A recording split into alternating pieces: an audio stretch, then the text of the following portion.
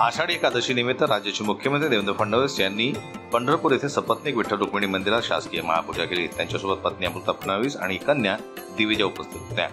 महापूजनानंतर मुख्यमंत्री फडणवीस यांनी नाशिकच्या मानाच्या उगले दाम्पत्यासह रुक्मिणी मातेचं दर्शन घेतलं। यावेळी रुक्मिणी मातेचा दुग्धाभिषेक करून पूजा करण्यात आली। मुख्यमंत्री फडणवीस यांनी विठ्ठलाच्या मूर्तीला अभिषेक केला आणि स्वतः आणलेला पोशाख विठ्ठल मूर्तीला अर्पण केला।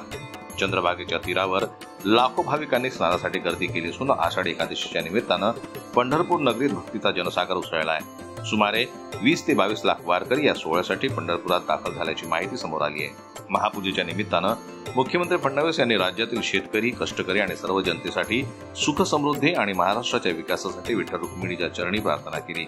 विठ्ठल रुक्मिणीच्या दर्शनाने मन प्रसन्न झालं अशी भावना त्यांनी यावेळी व्यक्त केली। विठ्ठल मंदिर समितीनं मुख्यमंत्री देवेंद्र फडणवीस आणि अमृता फडणवीस यांचा शाल घालून सन्मान केला। हा सन्मान गहिनीनाथ महाराज यांच्या हस्ते करण्यात आला।